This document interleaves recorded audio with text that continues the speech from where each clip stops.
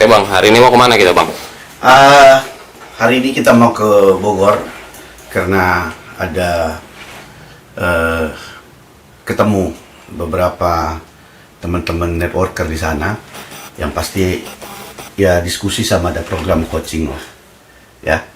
Jadi kita akan berangkat ke Bogor sekarang. Yuk.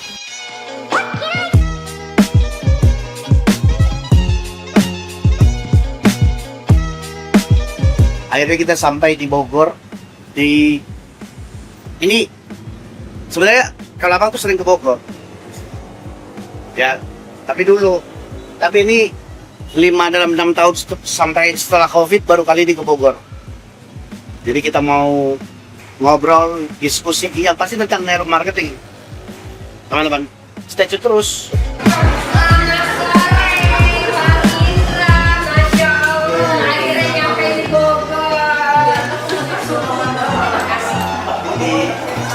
Di antara ini coach kita loh sebagai pakai. Oh iya. Aku lihat YouTube-nya keren banget sih. Teh Andrea, kamu mau bootcamp di Bandung saya datang. Nih, beliau udah.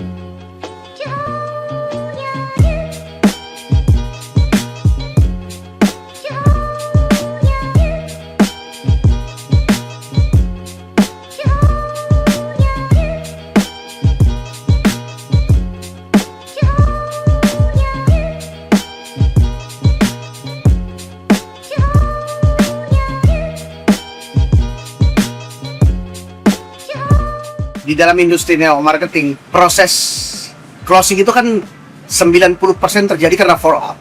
On the spot itu sebenarnya ya 10%. Ya bahkan bisa kadang cuma 5%. Ya range-nya 5-20%. Tapi orang ngambil decision itu karena follow up. Dan proses ini itu yang disebut tadi kalau yang sebelumnya saya bilang itu adalah skill. Makanya follow up itu ada skill juga. Nah, kalau orang bilang misalkan, ya udah ntar aku pikir-pikir, itu bisa kita interpretasikan dari beberapa angle. Apakah betul-betul dia mikir, dia pengen bertanya kepada istrinya dulu, suaminya dulu, atau dia lagi nunggu dia punya duit dulu, ya kan? Karena kan orang ngambil keputusan untuk membeli ataupun bergabung dalam satu bisnis kan pasti membutuhkan pertimbangan dulu gitu. Nah, itu yang kedua. Yang selanjutnya itu bisa juga karena memang ini biasanya menghindar. Karena gini, culture-nya orang Asia, kita orang Indonesia, ada rasa pokeo gitu. Ya sungkanan gitu. Kalau bilang enggak itu enggak enak gitu. Jadi makanya mereka punya istilahnya cara untuk menghindar, ya udah nanti aku pikirin aja gitu. Dan pada ujung-ujungnya nanti pasti di ghosting, kan kebanyakan seperti itu. Saya selalu kasih tips kepada teman-teman networker itu, kalau follow up itu punya 1-7-30. Hari pertama, hari ke-7 dan hari ke-30. Jadi kita follow up setelah kita melakukan presentasi. Di hari pertama, 1 hari setelah kita melakukan presentasi. Kalau misalkan mereka belum ada kabar, ya 7 hari lagi kita akan hubungi lagi. Kalau tidak ada kabar, baru 30 hari berikutnya. Tapi kalau itu pun enggak, ya udah kita next gitu. Jadi bukan next maksudnya udah kita lupakan dia enggak, tapi tetap building relationship dengan mereka gitu. Karena kadang gini, saya punya pengalaman tuh banyak klien atau potensial prospek itu ngambil keputusan itu bisa bukan di hari pertama, hari ke-7, hari 30, ada yang bisa di hari ke-60, ke-90. Karena kan kembali lagi orang nggak mengambil keputusan hari itu membeli produk ataupun dia mengambil keputusan untuk join your business, itu bisa jadi bukan karena pengaruh kamu juga, bisa jadi karena pengaruh situasi mereka. Yang seperti saya bilang tadi, bisa jadi mereka ada masalah keluarga, bisa jadi mereka tidak diizinkan, bisa jadi mereka tidak punya duit. Tapi kan nggak mungkin mereka ucapkan semua itu gitu. Nah makanya penting untuk kita memahami, jangan pernah gini loh, merasa nggak enakan untuk follow up. Jadi gini loh, yang membuat orang tuh antipati ketika kamu memaksa, terlihat tidak profesional. Tapi kalau dengan pendekatan kamu yang persuasif, yang pendekatan kamu yang natural, itu orang nggak akan masalah gitu. Apalagi kalau misalkan kamu berhadapan sama prospek yang kamu sudah kenal, ya kamu nggak usah jadi orang lain untuk memfollow up dia, ya kamu jadi diri kamu aja gitu. Nah ini yang banyak saya lihat orang keliru atau patah semangat. Banyak juga orang yang ketika ada prospek bilang, oke nanti saya kabarin, padahal nih orang sebenarnya betul-betul minta di follow up, tapi karena kitanya overthinking, kitanya yang nggak enakan, jadi kita diemin. Yang tadinya dia benar-benar bro sebenarnya niat, cuman butuh konfirmasi atau need more information aja gitu. Yang pada akhirnya apa?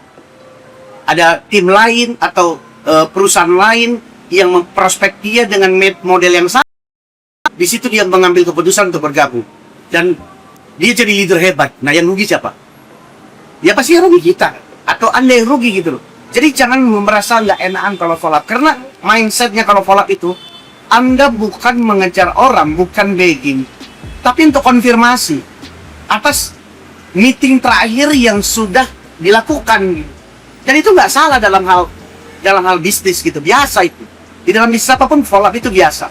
Nah, cuman tinggal bagaimana kamu melihat follow up itu. Apakah follow up itu beban atau memang sebagai satu aktivitas? Kalau saya melihat itu hanya sebagai aktivitas. Semakin banyak kamu follow up orang, semakin banyak kamu berinteraksi dengan orang, ya semakin bagus, peluang closing semakin besar. Aku rasa itu aja. Thank you.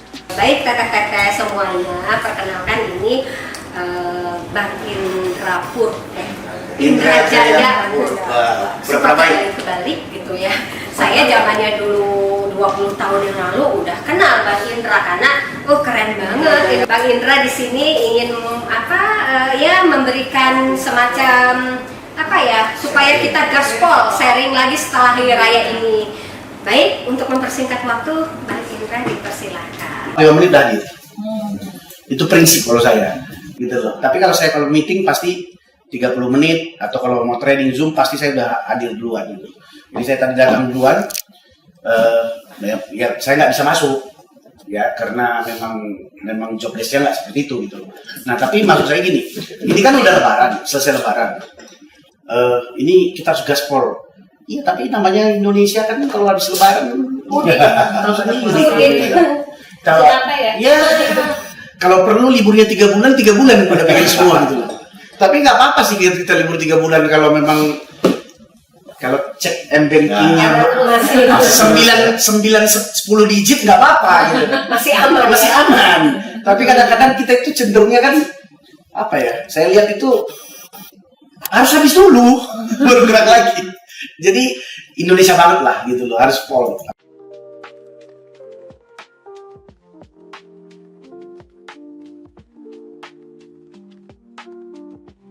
Menurut saya ya terkesan kejadian ini mungkin belasan tahun yang lalu, sekitar 11 atau 12 tahun yang lalu. Nah ini kebetulan follow up-nya itu dari sosial media tapi secara tidak langsung, indirect. Nah, jadi saya punya teman, ya, saya udah kenal, pernah berbisnis bareng, tapi dia dalam keadaan yang menurut saya secara finansial bagus, dan dia secara network juga bagus, tapi dia belum ada ketertarikan untuk di bisnis yang lagi saya kerjakan. Yes, saya sih, maksudnya dalam industri network marketing maksud saya, karena dia belum tahu bisnis saya sebenarnya. Cuman saya melihat orang yang berpengaruh, punya influence, ya saya kan berusaha gimana supaya ya dia bisa menjadi bukan hanya customer tapi bisa menjadi tim, ya dong. Pasti begitu dong cara berpikir kita gitu. Pada saat itu sebenarnya saya tuh lagi namanya trial and error, karena dia sangat di sosial media juga sangat tertutup ya, nggak semua orang berteman sama dia. Nah tapi kebetulan saya berteman. Ini kalau nggak salah saya hitung-hitung lebih dari 6 bulan ya proses ini.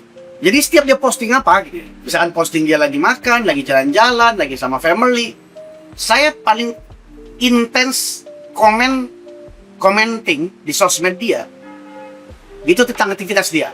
Tapi commentingnya itu ya kalau soal makanan ya memancing percakapan lah. Saya commenting makanannya dan segala macam, dan respon pun ya kadang cuma dikasih balasan like, kadang cuma di komen thanks atau dikasih emoji, dan it's okay gitu. Buat saya gitu nggak ada masalah gitu. Tapi saya melakukan itu konsisten. Mungkin bisa dibilang seminggu bisa 4 kali posting. Segitu juga saya pasti akan commenting dia punya postingan. Dan itu berlangsung hampir 6 bulan. Sampai akhirnya satu ketika ini cerita lucu. Mungkin karena dia juga kan gitu. Kalau saya komen, udah pasti kan dia juga sering ngelihat aktivitas saya. Jadi saya kalau lagi dulu beraktivitas pergi kemana, table talk dan segala macam kan saya posting kan. Jadi sosial media saya itu menggambarkan kalau saya lagi ada dalam satu bisnis, cuman bisnisnya dia nggak tahu apa. Nah, setelah 6 bulan tuh, tiba-tiba masuk di inbox saya. Kalimatnya cuma gini, Udah Dendra, gue nyerah. Ayo kapan meet up? Gue pengen tahu tentang bisnis yang lu kerjain.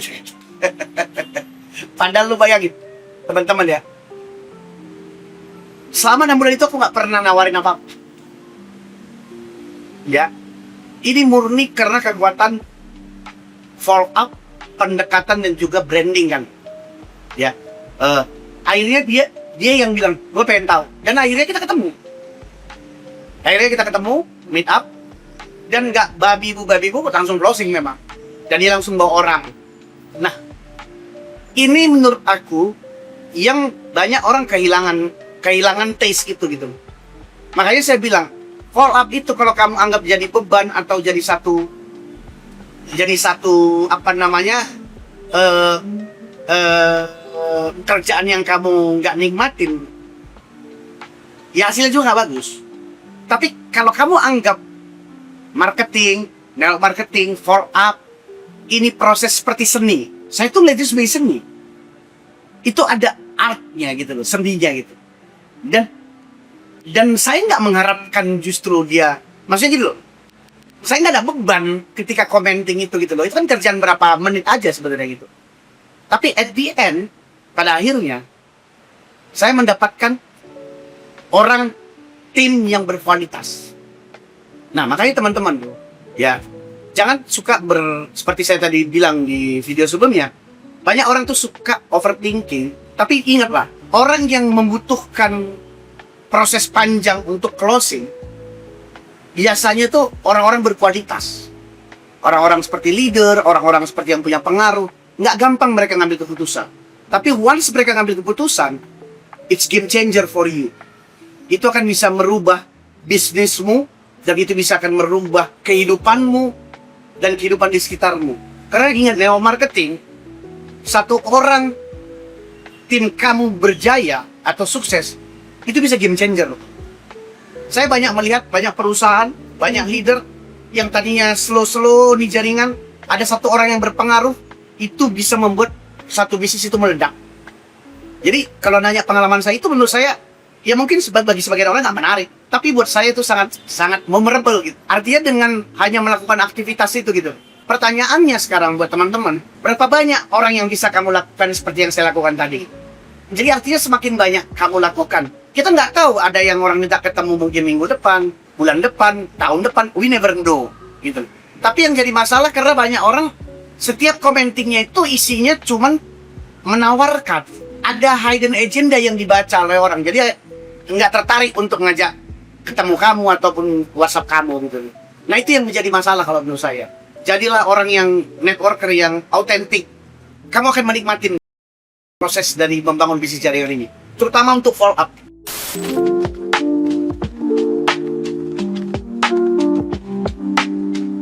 Jadi makanya saya bilang, kita nggak boleh pakai metode yang lama. Kalau yang lama itu semua disasar, tetangga. Saya nggak mau kayak gitu. Jadi lebih bagus fokus sama satu, cari orang yang suka bisnis. Kalau bahasa kita dulu ini bercandaan ya dulu ya. Saya dulu saya fakir miskin. Tim yang anak terlantar. Jadi fakir miskin membiayai anak terlantar. Capek kali. Pusing kita ngurusinya. Yang ada, ayo kita meeting. Bang, nggak ada ongkos. Datang aja nggak ada. Maksudnya, ya, tapi kan kita pengen bantu orang, Bang. Iya, tapi maksudnya untuk perintis sekarang ini, kalau pertanyaan ibu tadi, lebih bagus pilih-pilih. Lebih bagus sulit dia join, tapi dia berkualitas.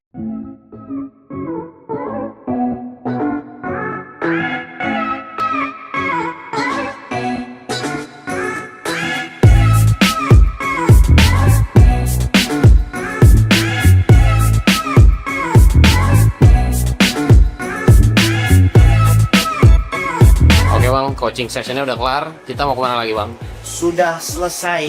Jadi kita habis ini mau dinner dulu dan biasalah ngobrol chill dulu. Saya nggak tahu, pokoknya setiap ketemu dengan sesi coaching dengan teman-teman network marketer itu selalu membuat saya semakin membara.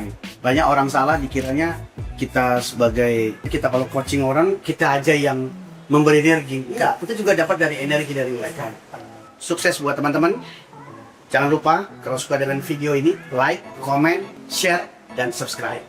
See you di video selanjutnya.